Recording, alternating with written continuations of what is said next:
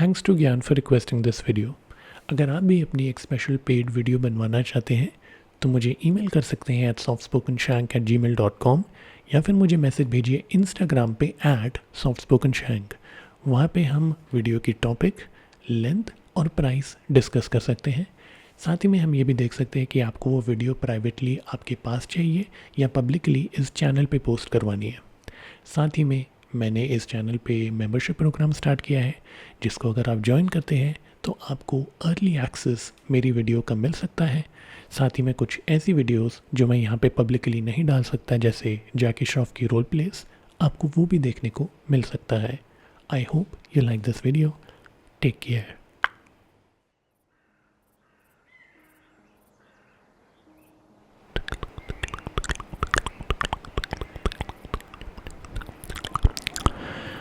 नमस्कार।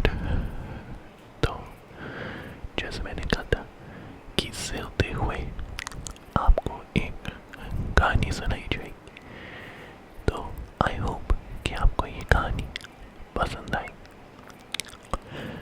तो ये कहानी है दरअसल एक डाकिए यानी पोस्टमैन की। और ये पोस्टमैन एक गांव में चिट्ठियां भेजा करता था।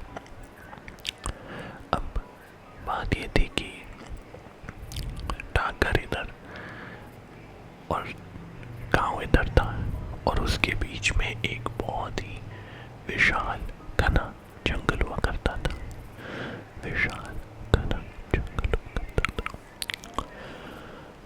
और डाकिए को गांव वालों ने ये बोला था कि चाहे जब मर्जी जिस भी मौसम में चिट्ठियां देते रहना, लेकिन कभी भी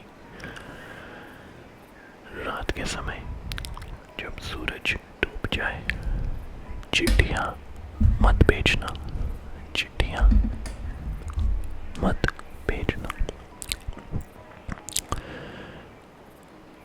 एक और रास्ता था हालांकि चिट्ठी भेजने का। तो जहाँ जंगल था, जंगल के किनारे में एक छोटी सी नदी थी, जहाँ पर एक छोटी सी नौका लेके आप गांव के तट पे पहुंच सकते थे। लेकिन उसके लिए नौका अच्छे खासे पैसे ले लेता था, और जो डाकिया था उसकी मामूली सी एक सरकारी नौकरी, जिसमें उसको जरा सी वेतन मिलता था, जरा सा वेतन मिलता था, और उसका प्रमोशन भी नहीं हो रहा था। खैर, साइकिल लेके हर सुबह चिट्ठियां बांटने डाकिया गांव की ओर निकल जाता था, और गांव में लोग उसको बहुत मानने लगते थे। बहुत मानने लगते थे। उस गांव के चाहे मुखिया हो, उस गांव में काम करने वाले मजदूर, किसान हो, सब मानते थे। लेकिन वहाँ पे एक थी जो उसको सबसे ज़्यादा मानती थी, भाई समान, और वो एक औरत थी जो अपनी सासू माँ का ध्यान रखती थी, और जिसका भतीजा था वो फौज में भर्ती था। खैर, डाकिया आया, मुखिया जी की कोई चिट्ठी थी, वो दी, कुछ किसानों की और मजदूरों की चिट्ठियां थी, वो दी। तो वहाँ पे हर कोई खेती बाड़ी ही करता था जैसे गाँव में करते। हालांकि वहाँ पे एक बहुत ही बड़ा एक खाली बंजर जमीन थी जहाँ पे कोई कुछ नहीं उगाता था। तो डाकिया ने पूछा कि यहाँ पे कोई कुछ नहीं उगाता है। तो उन्होंने कहा कि यहाँ पर एक ठाकुर की बहुत बड़ी हवेली कई 100 साल पहले हुआ करती थी, लेकिन इस गांव पे एक बहुत बड़ी विपदा आई, एक भूकंप, एक ऐसे करके भूकंप आया। एक महल जैसी हवेली थी, वो ढह गई, और उसके बाद से उसको श्रापित घोषित कर दिया गया। श्रापित घोषित कर दिया गया, जिसके बाद से वहाँ पे अब कोई कुछ नहीं होगा था, ना वहाँ पे कोई कदम रखता है। गाँव वाले ने कहा ठीक है। एक बार डाकिया ने वहाँ पे कदम रखने की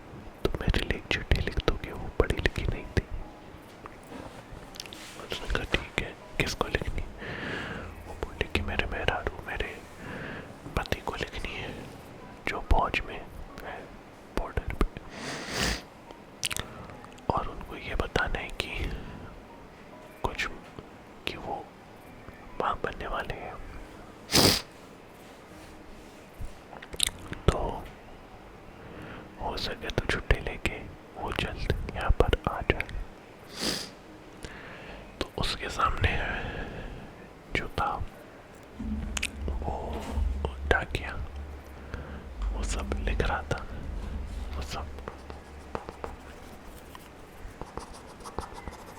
ऐसे करके लिख रहा था। और वो लिखकर उन सबसे आज्ञा लेके अपने नमस्ते वंदना करके वापस आ गया। अब वैसे चाहता तो डाकिया उसी दिन चिट्ठी वहाँ पे डिलीवर मतलब उसमें डाल देता अपने डब्बे में ताकि वो आगे पहुँच जाए, लेकिन उसने थोड़ा आलस दिखा। उसने कहा कोई बात नहीं, कल सुबह डाल दूंगा। उसको अच्छे से पैक बुक करके और फिर वो आराम करने लग गया। हालांकि उसी रात को उसके पास एक स्पीड पोस्ट आती है फौज की तरफ से डाके के पास डाकघर पे, और वो उसकी वो पत्नी फौजी की पत्नी के लिए होती है। तो उसको तो पता है कि गांव में कोई पढ़ लिख नहीं सकता है, तो वो खुद ही खोल के पढ़ के वो पहले देख लेता था। तो उस स्पीड पोस्ट में लिखा था कि उस पत्नी के जो पति हैं सूबेदार साहब, वो शहीद हो गए बॉर्डर पे। डाके को लगा कि मुझे ये खबर जल्द से जल्द गाँव में पहुंचा देनी चाहिए, लेकिन वो पहुंचा पाता उससे पहले उसने नोटिस किया कि सूरज बहुत ही जल्दी ढल रहा था और अंधेरा फैल रहा था।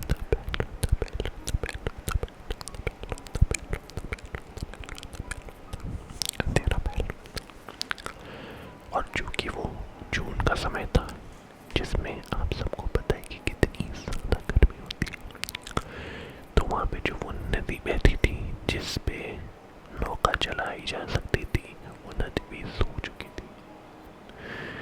तो डाके ने सोचा कि मैं खबर पहुंचाऊं या ना पहुंचाऊं, पहुंचाऊं या ना पहुंचाऊं। उसने कहा कि यार उसकी बीवी जो है वो माँ भी बनने वाली है, तो उसने सोचा कि एक काम करता हूँ, मैं वो खबर पहुंचा ही देता हूँ, भगवान का नाम लेते हैं और हिम्मत करके चलते हैं। तो उसने अपनी साइकिल निकाली और वो जंगल के रास्ते से अंदर चलने लग गया। अब बाहर जब खुला आसमान होता था तो खुले आसमान में तो फिर भी कुछ रोशनी दिखाई दे जाती थी, लेकिन जैसे जैसे जैसे जैसे जैसे वो जंगल के अंदर बढ़ता गया अंधेर और ज्यादा बढ़ता जा रहा था, और इतना ज्यादा अंधेरा हो गया कि डाकिया अपना रास्ता भूल गया। वो बचता रहा था कि ये भगवान मैंने ये क्यों किया, लेकिन उसको था कि यहाँ चिट्ठी पहुँचानी भी अति आवश्यक है। तो वो भगवान का नाम लेते लेते आगे चलता गया।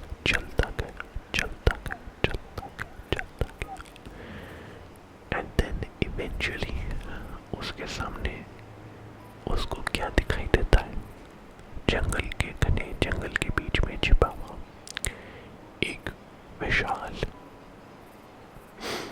महल जैसी हवेली। अब गाँव वालों ने बताई थी कि जो हवेली खंडर हो गई थी उसकी खास बात ये थी कि उसकी छत पे जो चोटी थी, एक चोटी सी निकली थी जो कि चांदी की बनी थी।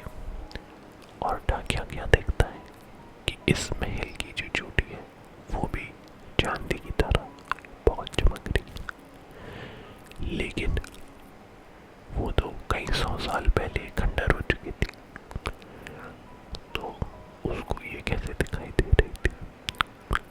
हालांकि उस डाके ने सोचा कि क्या पता कोई दूसरी हवेली होगी उसी तरह की,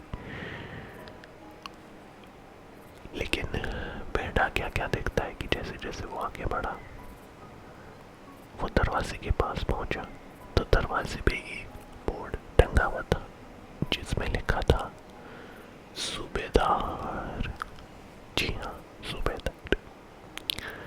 डाकिये ने टक करके दरवाज़ा खटखटाया। अंदर से दरवाज़ा खुला तो उसको दिखाई दिया कि ये तो किसी तरह का लिविंग रूम था वहाँ पे, जो कि बहुत अच्छा आलीशान सा दिख रहा था, चमकता हुआ, अंदर से अच्छी लाइट आ रही। तो डाकिया अंदर घुस गया। जैसे ही डाकिया अंदर घुसा, पीछे से किवाड़ ठक करके बंद हुआ और डाकिया अंदर फंस गया। जैसे ही डाकिया अंदर फंस गया, अंदर भी अंधकार फैल गया। जोर जोर से हवा के चलने की आवाज आने लगी। डाकिया दरवाजा खटखटाता रहा। उसने बहुत कोशिश की, धक्का मारने की, लात मारने के बाद दरवाजा खुलने का नाम नहीं ले रहा था। ऐसा लग रहा था जैसे किसी ने दूसरी ओर से उस दरवाजे को बंद कर दिया। डाकिया रोने लगा कि ये भगवान मैं कहाँ फंस गया। तभी उसके पीछे से उसको एक परछाई नजर आई, जो ऐसे चमक रही थी मानो अंधेरे में जैसे चांदनी रोशनी के अंदर कुछ चमकता।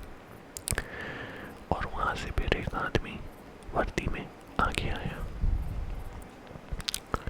वो आदमी और कोई नहीं, वही सूबेदार था जिसके मरने की खबर डाकिया के पास आई थी। और वो जोर से बोला, क्या है डाकिया, यहाँ पे कैसे पहुंच गया तू? है? डाकिया ने कहा, साहिब आपकी मृत्यु की खबर मुझे मिली थी। शायद से गलत खबर होगी क्योंकि आप मेरे सामने प्रकट हो। मैं ये खबर आपकी पत्नी के पास पहुंचाने के लिए जा रहा था। डाकिया ने कहा, सूबेदार ने बोला, मैं सब जानता हूँ तेरे बारे में डाकिया। मैं खास तुझसे ही मिलने आया था। डाकिया डर गया कि आप मुझसे मिलने क्यों आए थे।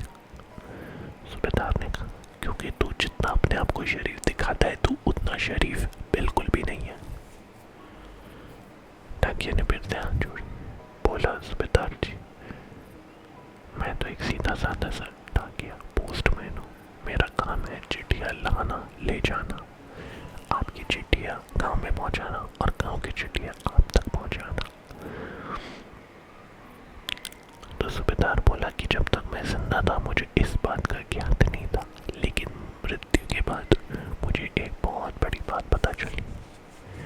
डाकिया ने बोला, क्या बात? सूबेदार ने कहा कि तू गाँव वालों से चिट्ठी लिखवाने और पोस्ट करवाने के पैसे लेता। तो डाकिया बोला, देखिए चिट्ठी पोस्ट करने के तो पैसे लगते ही है ना। तो सूबेदार बोला, लेकिन जितने पैसे लगते हैं तू उससे 10 गुना ज़्यादा पैसे उनसे लेता है। तुझे शर्म नहीं आती? गरीब बेचारे गाँव वालों, अनपढ़ों गाँव वालों की कमजोरी का इस तरीके से, मजबूरी का इस तरीके से फायदा उठा रहा है। धिक्कार है तुझ पे। अब मैं तुझको दंड दूंगा, सजा दूंगा और तेरी सजा होगी मौत। डाकिया ने कहा, देखो मैं एक बहुत ही मामूली सा डाकिया हूँ, मेरी तनख्वाह कुछ भी नहीं है। मैं यहाँ पे रहने का भी खर्चा उठाता हूँ। मेरा परिवार भी यहाँ से बहुत दूर रहता है, जिनको मुझे मनी ऑर्डर पहुँचाना होता है। सूबेदार बोला, और एक और बात, जो मनी ऑर्डर हम लोग गाँव पहुँचाते हैं, मुझे ये भी पता है कि तू उसमें से अपना हिस्सा काट के खा जाता है। डाकिया ने कहा, गलती हो गई मालिक। जैसे मैंने कहा, गरीब आदमी हूँ, मैं भी मजबूर हूँ, इसलिए मैंने सोचा कि चुपचाप मैं ऐसा कर लूँगा तो कोई मुझे नहीं पकड़ पाएगा मालिक, मैंने माफ़ कर दिया। सूबेदार की आत्मा बोली, तू मुझे माफ़ नहीं, तुझे तो बिल्कुल साफ करना पड़ेगा। बहुत बड़ी गलती है गई तुझसे। डाकिया फिर से बोलता रहा कि मुझे माफ़ कर दो, मुझे माफ़ कर दो। लेकिन सूबेदार माफ़ करने के लिए बिल्कुल राज़ी नहीं हो रहा था। तो डाकिया बहुत रोया, बहुत रोया, बहुत ही रोया। और फिर उसने कहा कि सूबेदार साहब, अगर आप मेरे को मारना नहीं चाहते हो तो एक काम करो,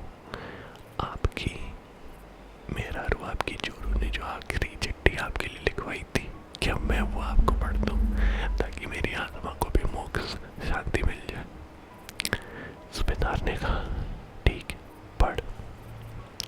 तो फिर डाकिये ने पोटली में हाथ डाला और फिर उसने चिट्ठी पढ़नी शुरू किया। और चिट्ठी में क्या लिखा था? मेरे प्रिय पति देव, आपके चरणों को मेरा नमन। यह बताते हुए मुझे बहुत खुशी हो रही है कि आप बहुत जल्द पिता बनने वाले हैं। मैं यहाँ पर अकेली खुश तो हूँ, लेकिन अब जैसे मैं माँ बनने वाली हूँ तो अकेले आपके माता पिता की सेवा करने में मुझे बड़ी कष्ट होगी। तो अगर आप यहाँ पे जल्दी से आके मेरा हाथ बढ़ा सके तो बहुत मेहरबानी होगी। बाकी सब गाँव में सही है। और फिर उसमें लिखा था कि यह चिट्ठी मेरे भाई ने लिखी है मेरे लिए। जी हाँ, आप कहोगे कि मेरा तो कोई भाई था नहीं, लेकिन डाकिया बाबू को मैं अपने बड़े भाई की तरह मानती हूँ। अगर वो यहाँ पे ना होते तो ना ये चिट्ठी लिखी जाती और ना मेरी आपसे बातचीत हो पाती। तो आप जल्दी यहाँ पर आ जाइए। आपकी प्रिय पत्नी ये चिट्ठी में लिखी थी। ये सुन के जो सूबेदार था वो बड़ा भावुक हो गया और उसने अपना हाथ डाकिया के सर पे पैर और कहा, देख अब तो तू मेरा साला है। मेरी पत्नी ने तुझे मुंह बोला भाई बनाया और मैं अपने ही साले की अगर जान ले लूँगा तो मैं कभी भी स्वर्ग पे नहीं जा पाऊँगा। मैं इस हवेली में इसलिए फंस गया हूँ क्योंकि इस हवेली में ठाकुर साहब की आत्मा भी फंस गई थी और जिन लोगों की आत्मा को मोक्ष प्राप्त नहीं होता है वो इस हवेली में फंसे रह जाते। लेकिन अब मेरे मन के अंदर कोई मलाल नहीं है, इसलिए मैं तुझे माफ़ करता हूँ और मैं चाहता हूँ कि जा तू मेरा आशीर्वाद लेके मेरी पत्नी के पास जा और एक भाई की तरह मेरी पत्नी और मेरे होने वाले बच्चे का ध्यान रखियो। डाकिये ने उस आत्मा के चरण स्पर्श किए, उसको नमन किया और फिर उसकी आंखों के सामने से वो हवेली उजल होने लगी और डाकिया के सामने गांव नजर आया, जहाँ पे फिर वो ये सारी खबर सुनाने के लिए सूबेदार की विधवा के पास चला गया। तो दोस्तों, यह थी कहानी। उम्मीद है कि आप लोगों को पसंद आई होगी। अब मैं आपसे आज्ञा चाहता हूँ।